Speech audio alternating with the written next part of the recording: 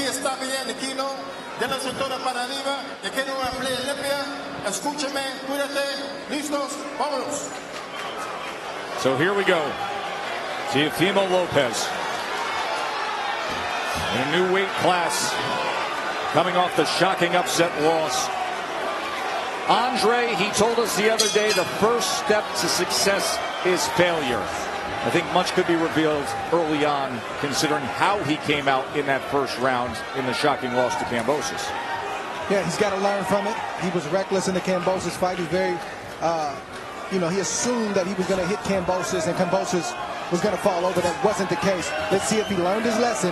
Campa is not on Lopez's level, but he's a strong enough and stiff enough test to let us know where Lopez is at mentally and physically.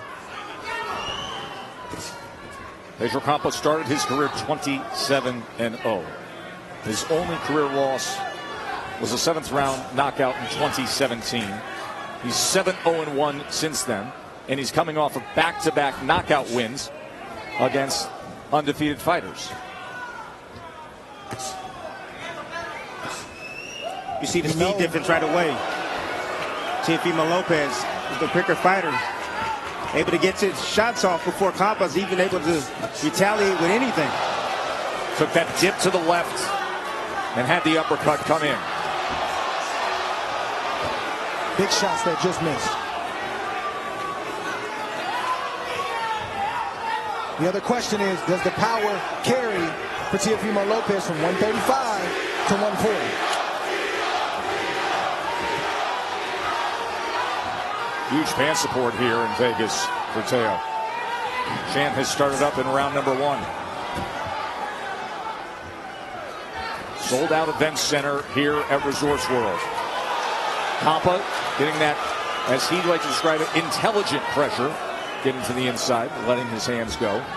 Now trying to close the gap. Come on, hands free, manos libres, manos libres. Sepárese, step back, step back. Campa's being as defensively responsible as he possibly can. Still applying pressure. There's a right hand available for him over the top.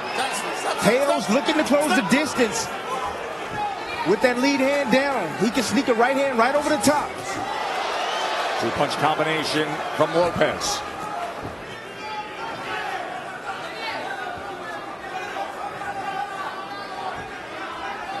I think it's too early for Lopez to have that left hand down in that shoulder roll position. The mistake that young fighters make is that Mayweather didn't do that until he had control of the opponent and the fight. Lopez doesn't have control at this moment.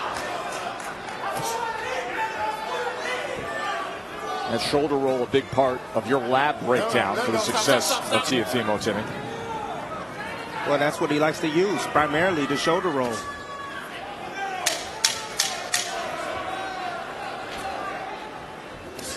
Goes to the body as he steps forward here in the closing moments of round number 1. And a short left hand on the inside caps it.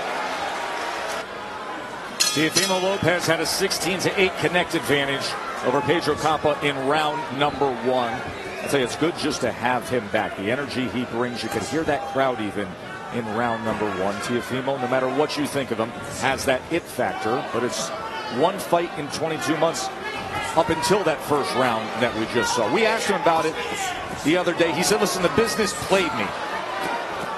Stop. And right now, the business ahead is where he can go at 140 pounds. If he gets through Campa tonight, who knows, maybe a date on Heisman night, maybe a title opportunity against Josh Taylor, depending on what happens in the fight in the rematch against Jack Catterall. But the opportunities exist at 140 pounds for premier fights against big names. I just spoke with Teofimo Lopez Sr. He says, look, I want him to keep jabbing. He's going to keep just winning these rounds, touching him with that jab. The knockout will come, and I see it being an overhand right. 37 of his 58 punches thrown to this point, a minute into round 2, have been the jab. Tried to go underneath with the right hand, then the sweep across with a rear hook. Campa fires off the straight right of his own.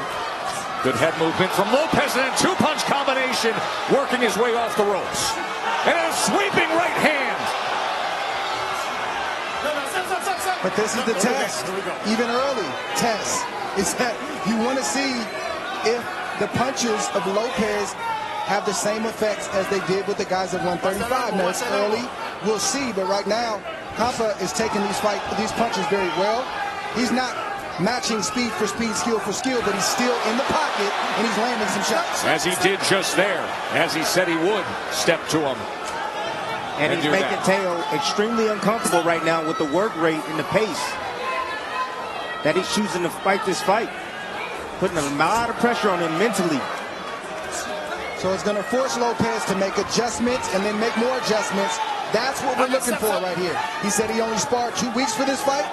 That could come back to bite him. For those that didn't hear the conversation earlier, that came about in an interview he had with Mark Kriegel. He did not deny it, but he said, listen, I know what's best for me. Tim, your reaction to that of only getting in 2 weeks of sparring in a lead up to a main event fight like this? You can't do 2 weeks of sparring, especially 10 rounds against a fighter that throws 80 punches plus a round.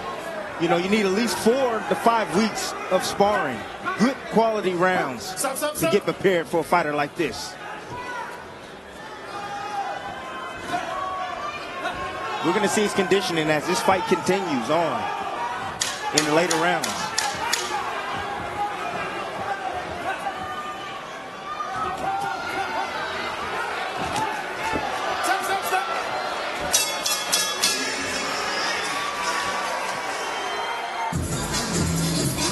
Absolute packed house here at the event center at Resorts World Las Vegas to see the return of Teofimo Lopez against the game and gritty Pedro Campa.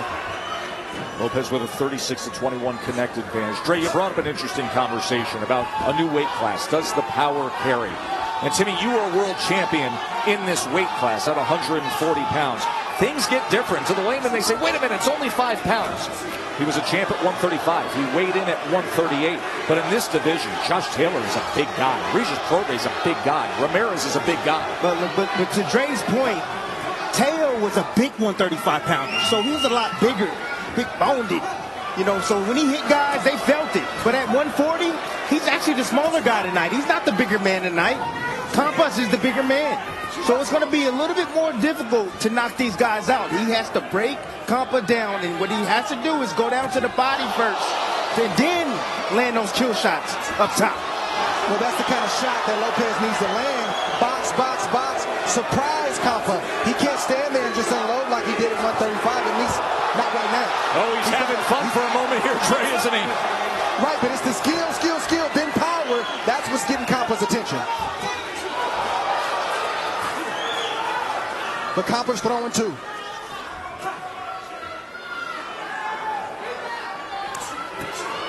Bernardo's in the corner of Campa. Manny Robles told me he needs to keep his left hand up because Teofimo's looking for that overhand right, and his shots can't be looping. They've got to be straight, short shots. First time they have worked together. Manny Robles, of course, veteran trainer who won the heavyweight championship of the world with Andy Ruiz, the upset of Anthony Joshua. Stop. I like what Lopez is doing. I'm feeling the flavor. Do what you got to do. Just don't do it with your back to the rope. Do it in the center of the ring.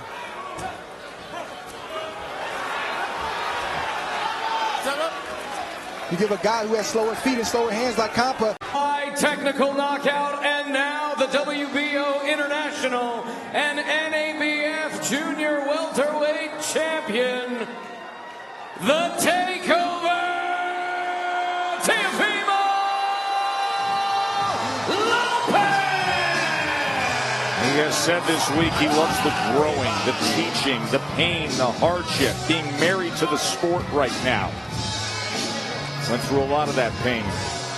Now he's back where he wants to be with his hand raised and another knockout victory. But what will be next? We will discuss that and we will ask him. Top Rank Boxing on ESPN. It is brought to you by Geico. Switch today and see all the ways you could save. That's signature backflip. And we will hear from Teofimo Lopez when we come back to Vegas. Here at Resorts World, because Teofimo, who was always hyped as the takeover, he said, no, it's about taking back. And the take back just took what was his with the TKO victory. Let's go to the ring to Bernardo. Teofimo, today it was about the take back. You started to have fun in there. Walk me through what it felt like to get a win tonight. First and foremost, I dedicate this fight to the Lord Almighty, God, Son of God. Thank you for all that you have done, the countless blessings that you continue to bestow upon all of us in this room. Honestly, this is a blessing, man. God has blessed me with a gift, and I have a voice to talk to everyone in this room. I want to thank each and every one of you guys, each and every one of you that are here. Thank you for your time. Time is something we don't get back. I love you all so very much. Thank you, guys. You have created in me something so much more that I needed. And for that, I'm forever grateful for all of you. I am grateful for all of this, man. The return. I told y'all, don't call this a comeback. This is the takeover. All right, now, 140 pounds is different than 135. Describe that difference and who you want next. Like I said, you know, look, we've been at 135 for about 9 years. It was killing my body since I was a teenage kid, man. Look, I just turned 25, and we want Josh Taylor. We want these guys. We want Prograis. We want say Pedro. We want all the belts. That's really who we want. We want to become a 2-time undisputed world champion. You also invited Oscar De La Hoya to be here ringside. He represents Ryan Garcia. Is that a fight that you see in your... For his wedding, and there's nobody else around because the WBA belt is taken, and the WBC is going to be fought against say Pedro and Prograis. Then so fucking be it. Oh. I'll take all them boys and take their whole dreams away. I'm here to be their nightmare. We do apologize for the language here. Now, you were healthy tonight, and we know that you leave the ring healthy. Heisman night historically has been your night. Is that when we expect to see you back in the ring? Hey, I need everybody to come out. We're going to be in the big room this time. Madison Square Garden, December 10th. Heisman Trophy night on ESPN. Pay-per-view. Let's get it, baby. I'm ready to eat all these boys. They all man-made. Teofimo is self-made. They can never make another one. All right, Joe.